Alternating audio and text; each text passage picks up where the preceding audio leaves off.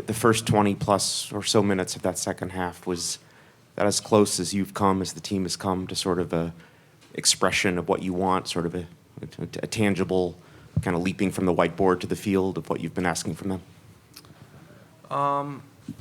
I mean, I think that's a little bit dramatic, but I'm a writer. because I think the intentions all game were to be vertical, play behind him. You saw from the opening whistle, that was what we were doing, and I really liked that. I mean, to have two plays like that where they got yellows in the first, 20-something minutes, it shows that we're trying to execute what we talked about.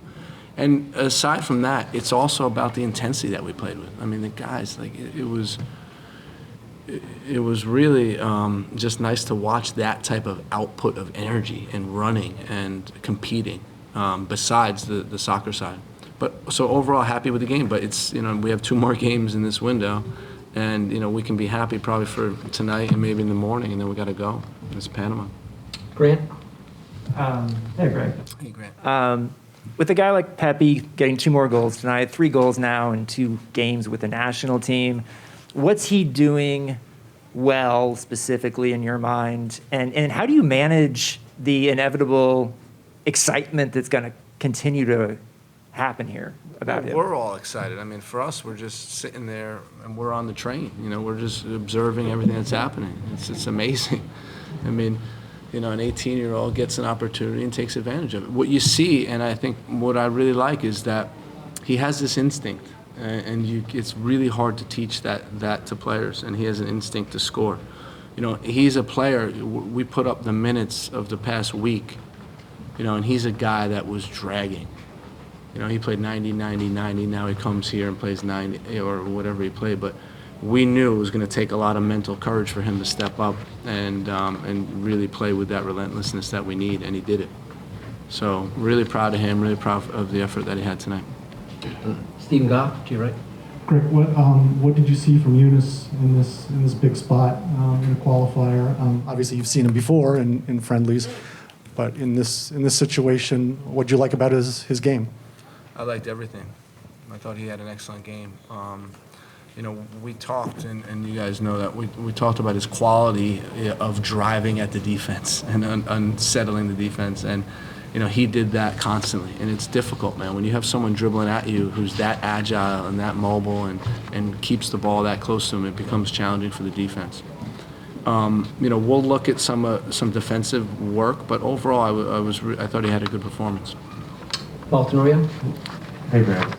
Congratulations. Talking about driving at the defense on the goal, that's what Eunice did, drove at him. 18-year-old Eunice Musa drove at him, played at the 20-year-old Serginho Dest, to 18-year-old Ricardo Pepi. 20-year-old Brendan Aronson I thought was very effective tonight. These young guys, very mature performance, especially considering their age. What's your impression of just how this youth has been able to kind of handle this stage and adapt to it and learn from it and grow in the moment? I think when you look at this game, and it's only 1 game of a 3-game window, right? So we can't get too carried away. It was excellent application. It was excellent intensity. It was, everything was pretty good about this game. The trap is going to be, us thinking we're great and us thinking we've qualified for the World Cup. And if we do that, we'll get our ass kicked in Panama on Sunday. And for us, it's about, okay, now how do you bring that again? And then how do you bring that again? That's going to be the challenge for us. Paul Kennedy in the back. Greg, a little bit more on Eunice. Yeah. Yesterday when we saw him in the open session, he was working to the side of with everybody else.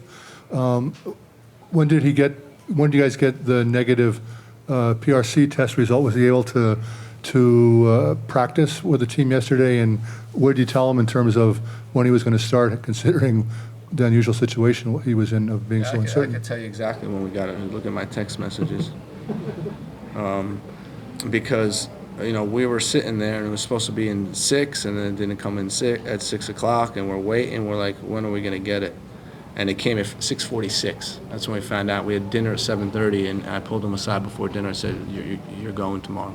You're negative," and it was great. I mean, you have to take the precautions, and we were a little worried, but it was great that he got to play. Ron Blum? Greg, you talked about how in the first window to remember it's an inexperienced group. From what areas did you see growth tonight that you were looking for? I think it was just the application of what we learned from last window and, applying it to this game and hopefully applying it to this whole window. We knew, we talked about the intensity of these games, but until you're in them, you don't really know. It's just theory. And I think that was what I was most proud of, the guys understanding what it's going to take to win this game. We knew Jamaica was in a tough spot. We knew they were desperate. We knew they have athletes. We knew they're going to compete. When you looked at the lineup, it was guys that the coach trusts to get it done. And that's tricky. That's always a tricky group to play against. So overall, I think, we handled it well. With 5 players making their debuts in World Cup qualifying tonight, the number increases to 21 total in the first 4 matches for the U.S. Daniel Nora? Greg, besides the 4 goals in San Pedro Sula, do you feel like tonight we saw the most powerful exhibition from your team in the qualifiers? And I want to ask you about Weston. What did you get from him coming back after what happened? If you can evaluate his game tonight. Yeah, so I thought we had, it says 17 shots, 7 on target. We had a lot of other close chances. We had those plays that we got behind them and forced them into last-ditch tackles. So overall, I think it was a strong performance. When you have atmospheres like we had tonight, it gets the guys up to perform. Fantastic field, fantastic stadium, fantastic fans. I mean, this is what it's about, and this is why we chose a venue like Austin. When I think about Weston's performance, listen, it's not easy, right? It's not easy to come back and play in these games, and he knew a lot of eyes were going to be on him.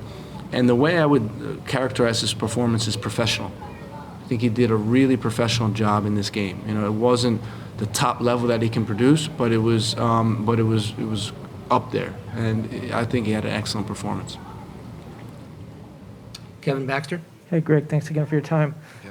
Talking about the first half, it looked like everything was there. You were just a little bit off, 0 for 11 on crosses, that kind of stuff. So at halftime, obviously you didn't blow it up. Did you just tell the guys, look, believe in this, it's going to work, it's going to happen? Yeah, I mean, there's times when you're playing well, and there's not much to change. What I would say is if you look at the last 5 minutes or 6 or 7 minutes of the first half, we started to lose our positions a little bit.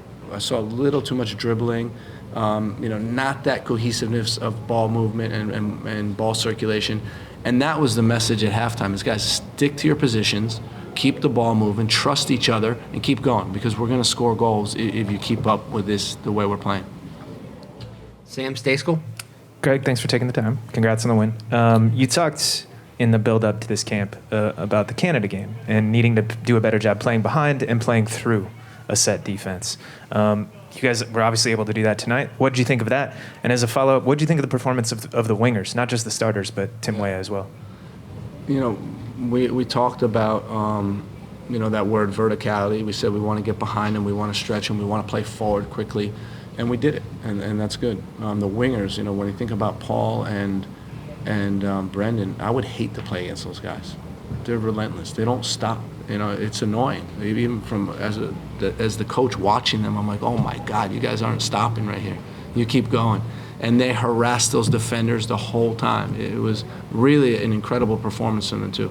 Brendan was another guy that we're looking at his minutes during the week, and it's 90, 90, 90 in Champions League games, and we're like, flew across the world to get here, and we thought that it wasn't going to be able to do it, or it was going to be difficult, and he performed really well. Then Timmy, when he came in, the advice to Timmy was keep doing what we've been doing, stretch him, use your legs, and he did that. I mean, to think about a guy like that coming off the bench when the opponent's tired is a frightening sight. We'll take one more for Greg and then bring in Ricardo and Brendan. Eric? Greg, thanks. Congratulations. As we're talking about evaluating players, you touched on it a little bit. How about evaluating the fans tonight? And, there was some maybe hesitation about, is the kickoff too early? But seemed like the stadium was full, at full voice for that national anthem. And then if you thought it was good, what's the rush to maybe come back and play here again? That's, I voiced my concern about the kickoff time and about were people going to be in the stadium, and it was great. It really was. You know, I mentioned about the anthem time, and when you're competing for the United States and the anthem's playing, it's a real special moment. You know, when you think the whole stadium's united in their love for our country and the pride they have when the anthem's going on. So, you know, that sets the stage for a great game. And, you know, Austin certainly did their part, not only with the training ground, but the stadium and the fans. And, you know, we'd love to come back here one day.